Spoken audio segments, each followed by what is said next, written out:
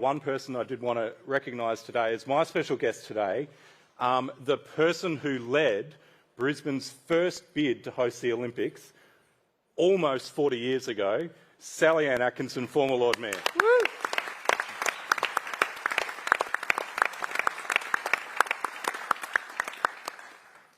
So, Stephen Miles, Deputy Premier, you've made a massive decision this week in State Cabinet. Hold that thought; it's coming. We'll get through the conversation first.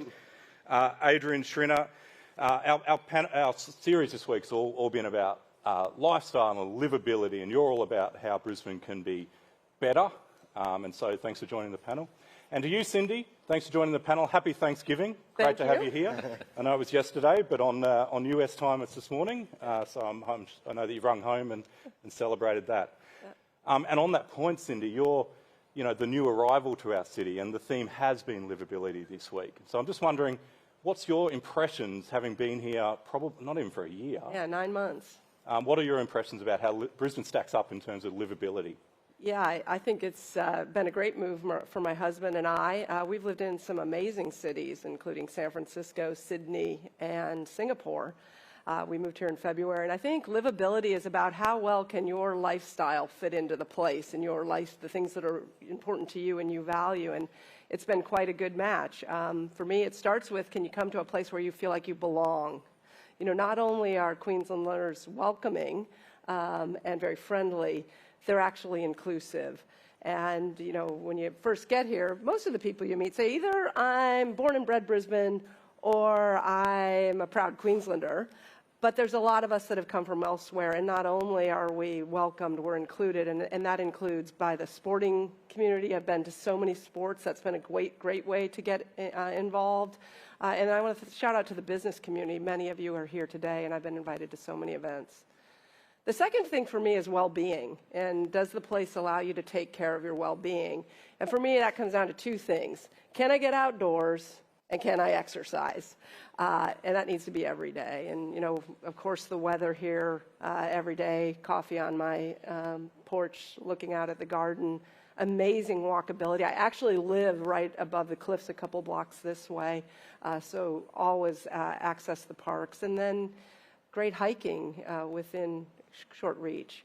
And as to exercise, gosh, this is an active city, and it starts early. I've had to shift my day an hour earlier with your time zones, but been able to quickly get involved, find great yoga studio, and shout out to Brisbane Pickleball Club, which I've joined. I'm playing pickleball 4 or 5 days a week, fastest growing sport in America, and I soon just ask Andrew Liveris. Right? Yeah, exactly. His massive son's pickleball obviously fan. Yep. And then the final thing for me, what was I going to say? Third one,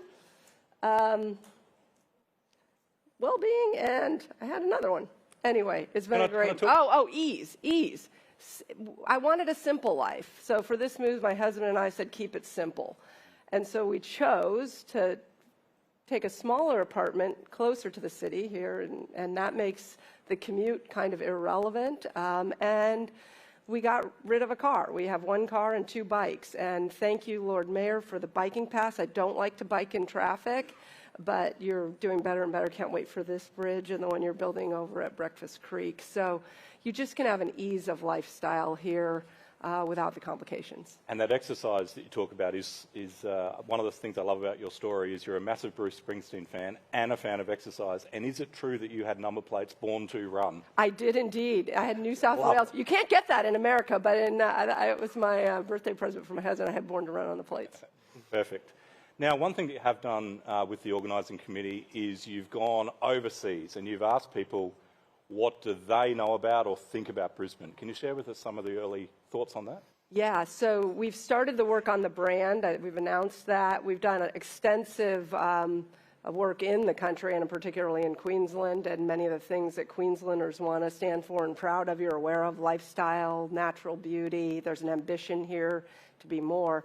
The interesting research came internationally, though, and we did test some of the directions we were heading in international markets.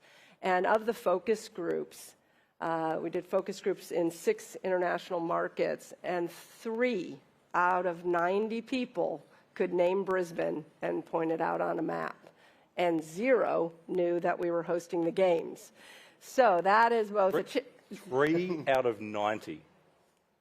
yeah. Where were the? U.S., UK, China, Singapore, Germany. Can't remember the 6th one. So some pretty big markets. I don't think I'm surprised by that. And much of the stuff we tested, and we've done some hype reels, was like once they start to see it, they're like, I want to go there. And that is the opportunity. And I think we can shape what this city, what this region, what this country are known for in an international audience. And people talk, Andrew talks about it all the time, put it on the map. And I think it is the opportunity. But we're starting from a relatively low level of awareness.